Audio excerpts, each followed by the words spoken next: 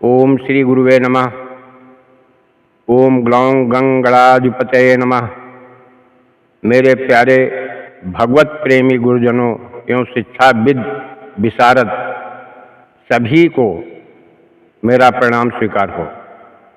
आज मैं YouTube पर अपने विचार चैनल के माध्यम से परम पूज्य गोस्वामी जी तुलसीदास जी के द्वारा रचित रामचरितमानस की चौपाई ढोल गंवार शूद्र पशुनारी सकल ताड़ना के अधिकारी, जिस पर तरह तरह के लोग विवादित टिप्पणी करते हैं। हो सकता है कि उनका ज्ञान अच्छा हो, या हो सकता है उन्होंने भली भांति इसको समझ लिया हो, लेकिन शब्द के एक माने नहीं होते। एक शब्द के हिंदी एक ऐसी चीज है, ऐसी भाषा है जिसको समझना कठिन भी है और सरल भी है। इस चौपाई पर इतनी टिप्पणी सुनने के बाद मैंने विचार किया कि मैं भी अपना एक विचार प्रकट करूं, इसलिए कि रामचरितमानस जिस आधार पर आधारित है उसको कोई लेता नहीं या उसको कोई समझता नहीं। हर चौपाई पिंगल शास्त्र के आधार पर ही आधारित है, और पिंगल शास्त्र के आधार पर आधारित होने के कारण हर चौपाई मंत्र तुल्य है, जिसका समझ पाना इतना दुष्कर भी है और सरल भी नहीं है। लेकिन फिर भी जो शब्दों के महत्व को जानते हैं, शब्द क्या है, शब्द मणि है, स्वर मुक्ता है, इन भेदों को जानते हुए जिसने भी या जो भी हमारे विद्वज्जन हैं उन्होंने विचार किया होगा तो जरूर पाएंगे कि इसका अर्थ हकीकत में क्या है। ढोल शब्द प्रथम आया है। ढोल का तात्पर्य शब्द से है। ये वाद्ययंत्र है। किसी योग्य गुरु के शरण में जाकर के शिक्षा लेने वाला पहले गुरु के हाथ देखता है, कैसे हाथ चला रहा है, कितनी चोट दे रहा है, फिर इसमें से जो ध्वनि निकलती है जिसको नाद कहते हैं, तरंग, तरंग के साथ कौन सा शब्द ऐसा अभिषिक्त है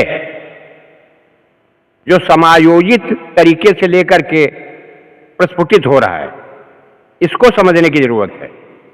यह साधारण नहीं है, यह भी अपना विज्ञान है। इसको समझो। किसी के ऊपर लांछन लगाना, टिप्पणी करना, ये सब अच्छी चीजें नहीं होती हैं। फिर भी सभी प्राणी स्वतंत्र हैं, आजाद हैं किसी के प्रति बोलने के लिए। जो अपनी पौराणिक धरोहर को नहीं सहेज कर रख सकता तो उसके प्रति इतना दुर्भाव रखना भी उचित नहीं है। प्रमाण के लिए मैंने शब्द क्यों बोला?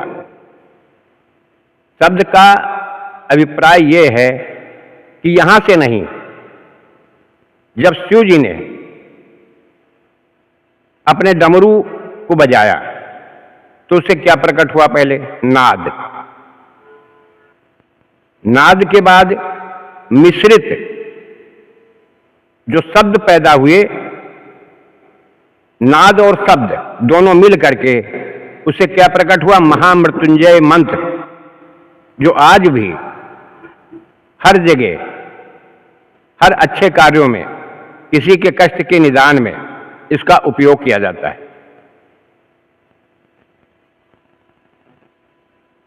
दूसरा शब्द है गंवार। गंवार ना कोई गांव वाला होता है। ये स्वयं पर स्वाध्याय क्यों नहीं करते हैं आप लोग? इतिहास को छोड़ दीजिए, हिस्ट्री को छोड़ दीजिए, स्वयं के शरीर पर कम से कम चैतन्य भाव से आप विचार करें, समझ में आ जाएगा। गंवार कहते हैं मन को, एक जगह स्थिर न रहने वाला मन को गंवार कहा गया। गंवार कोई व्यक्ति नहीं होता है, सभी ज्ञानी होते हैं, एक चरवाहा भी अब इतना ज्ञान रखता है कि कब हमको घर पहुंचना है, कब जानवर खोलना है। कई जगह पर मैंने देखा है, सुना है, टीवी पर भी मैंने देखा है, कई लोग इसको परिभाषित करते हैं, इस पर व्याख्या देते हैं। मुझे तसल्ली नहीं हुई। इस वजह से आज मैंने विचार किया कि इस पर 4 शब्द हम भी डालें। शायद हमारे गुरुजन, संत जन, ज्ञानी जन, शिक्षाविद,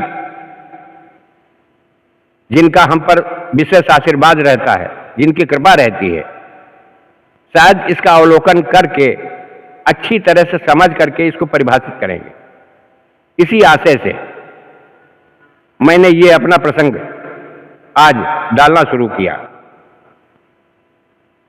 तो मन जो है ये गंवार है, ये तुम्हारे शरीर का एक अदृश्य इंद्रिय है। मन कोई लीवर नहीं है, कोई हार्ट नहीं है, किडनी नहीं है, तिल्ली नहीं है, ये सब नहीं है। ये प्राकृतिक इंद्रिय है कि जो हर प्राणी के साथ रहता है। जब मन हताश हो जाता है तो प्राणी बैठ जाता है, लेकिन फिर भी मन नहीं बैठता है, बैठने देता नहीं। क्या करोगे? अरे इस पर नियंत्रण करने के लिए, इस पर दृष्टि रखने के लिए साधक साधना करते हैं। ऋषि मुनियों की उम्र गुजर गई, किसी ने कितने हजार वर्ष तपस्या किया। जब मन सज गया, मन और चित्त, बुद्धि, तीन का जब एकाकार हुआ, तो जिस संदर्भ में व्यक्ति परीक्षारत है, प्रतीक्षारत है, वो सिद्धि उसके सामने प्रकट होती है, उसको पा लेता है। ये है मन। इस पर भी दृष्टि ही रखी जाती है कि अगर तुम्हारे जेब में पैसा नहीं है और मन ने इशारा किया कि यार इस मिठाई की दुकान पर यह चीज अच्छी बनी है, किस काम आएगी तुम्हारी? वो तो दिखाता है, वो दृश्य को दिखा देता है, उसके बाद जिम्मेदारी खत्म। लालायित कौन होता है? आत्मा, जिसको भूख और प्यास, दुख और सुख का एहसास होता है। तो दृष्टि रखो अपने मन पर, अपने ही घर की। इस जगह पर आप थोड़ा सा अलग ना लेना, विचार करें। मन ही भ्रमित कर देता है, सौंदर्यता पर, किसी के ज्ञान पर, किसी के विवेक पर, किसी के धन पर। यह मन ही तो भ्रमित करता है।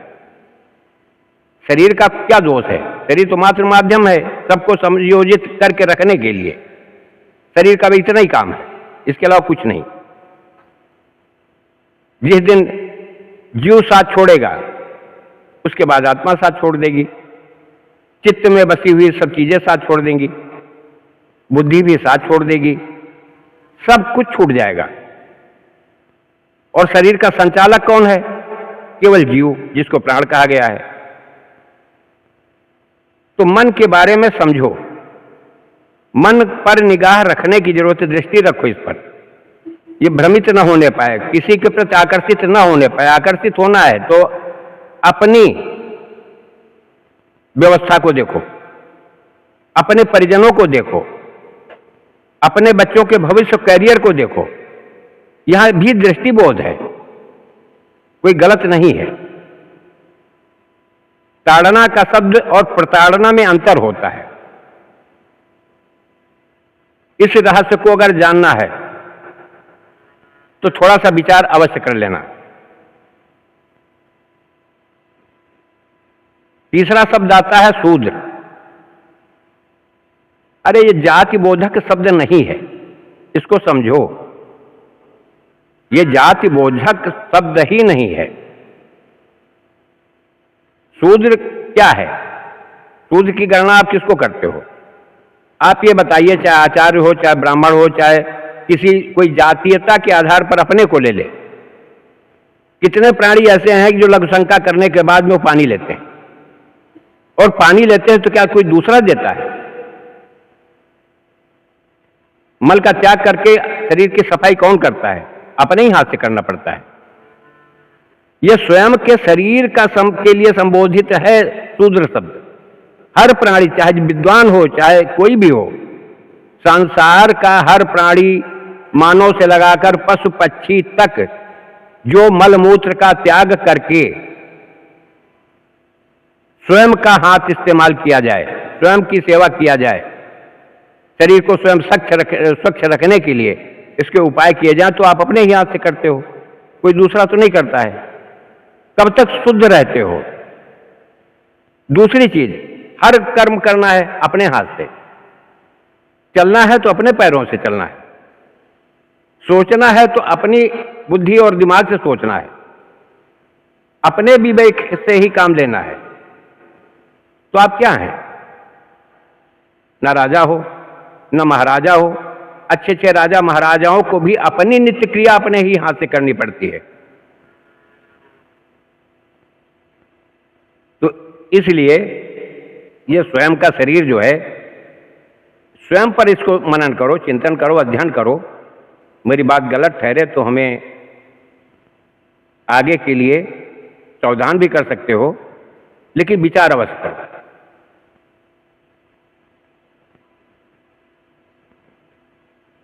तीसरा शब्द आता है पशु। ये पशु एक तो एक प्रजाति के आधार पर पशु है, उसकी जाति है पशु। जैसे कि मानव जाति है, ठीक इसी तरह से पशु एक जाति है। उसके 4 पैर हैं, आदमी के 2 पैर हैं। इनमें भेद क्या है कि अगर पशु के आधार पर जाते हो, तब भी अगर किसी ने गाय पाल रखी, किसी ने भैंस पाल रखी, किसी ने अन्य जानवर पाल रखे, तो समय पर उनको निगाह रखनी पड़ती है। यहाँ भी दृष्टिबोध है, समय पर चारा देना, समय पर पानी देना, समय पर एक स्थान से हटा करके दूसरे स्थान पर बांधना। दूसरी चीज, अब यही शब्द केवल पशु पर ही निर्धारित नहीं होते, इसको निर्धारण नहीं समझो। जो मनुष्य पशुवत व्यवहार करे,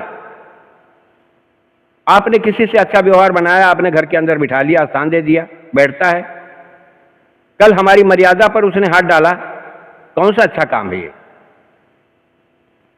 दृष्टि रखो ऐसे लोगों पर, चाहे पशु हो। कोई झगड़ालू प्रवृत्ति का आदमी है तो रास्ता काट के निकल जाओ, क्या जरूरत है भिड़ने की? सामने जाओगे ढीले ही फेंक के मारेगा विवाद बढ़ाने के लिए। तो ऐसे लोगों पर दृष्टि रखो, ऐसे पशुओं पर दृष्टि रखना पड़ता है। ये दृष्टिबोध है, मेरा मानना यही है। मैं किसी पर अपनी बात को नहीं रखता हूं, क्योंकि ये मेरे स्वयं के विचार हैं। किसी को अच्छा लगता है, किसी को नहीं समझ में आता है, लेकिन समझने के लिए एक बार इस तुलसीकृत रामायण को बार बार मैं एक बात दोहराता हूं कि इसको पूर्णतया समझने के लिए अगर समझना है तो पहले पिंगल शास्त्र का अध्ययन करो, तब आपकी समझ में आएगा कि अलंकार क्या होता है, शब्दों को पिरोना क्या कहते हैं। मणिमुक्ता रूपी शब्द जो हैं, स्वर और व्यंजन, जितने स्वर हैं वो मुक्ता हैं, शब्द सभी मणियां हैं। शब्द संभाल के बोलिए, शब्द के हाथ न पाओ, एक करावे औषधि एक करावे घाव। यहां भी दृष्टिबोध है कि सामने कौन खड़ा, कोई अधिकारी खड़ा है, आप उससे किस भाषा में, किन शब्दों में बात करोगे। यहां भी दृष्टिबोध है।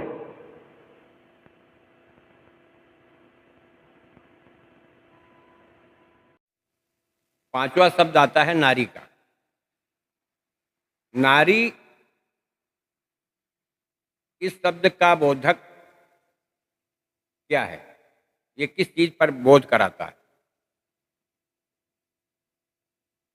आप बहन बेटी को ले लीजिए, मां को ले लीजिए, लेकिन यहां पर मां बहन बेटी से संबंध नहीं है, यहां पर स्वयं के शरीर से संबंध है। अगर शरीर में कोई विकार पैदा होता है तो योग वैद्य के द्वारा ही नाड़ी दिखाई जाती है, जिसको देखने का ज्ञान हो। नाड़ी पढ़ी नहीं जाती, नाड़ी भी देखी जाती है। नारी, नारी का शब्द है। इसको यहां पर समझ करके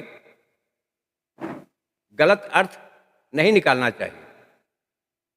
इन चीजों पर तुलसीदास जी ने कहा कि हमेशा दृष्टि रखो स्वयं के शरीर पर। सबसे पहले आत्मचिंतन करो स्वयं का, फिर तुलना करो दूसरे से, दूसरे के कर्म से, कि कौन क्या करता है तो उसे लाभ क्या मिला, हम क्या करते हैं तो हमको लाभ क्या मिला। संसार में कोई भी प्राणी बुरा नहीं होता है, गलत नहीं होता है। सबके अपने अपने विचार हैं, अपनी बात रखने के लिए सभी स्वतंत्र हैं, सभी स्वेच्छा से अपने जीवन जीते हैं। लेकिन क्या है, जब शरीर व्याधियों से घिर जाए, आज का युग आधुनिक युग है, इसमें होता क्या है, अब डॉक्टर के पास गए, डॉक्टर को नाड़ी का ज्ञान नहीं है, इसलिए वो एमआरआई कराएगा, अल्ट्रासाउंड कराएगा, एक्सरे कराएगा, ब्लड की जांच कराएगा, क्योंकि उसको नाड़ी का ज्ञान नहीं है।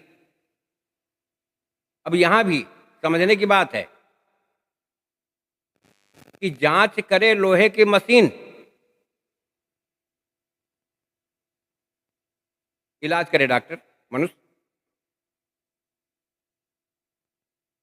तो यहां भी देखने की बात है, दृष्टि की बात है, दृष्टिबोध है। यहाँ पर जिनको ज्ञान है, नारी का भेद मालूम है, नारी का ज्ञान मालूम है, ऐसे योग्य गुरुजनों के पास आप जाइए,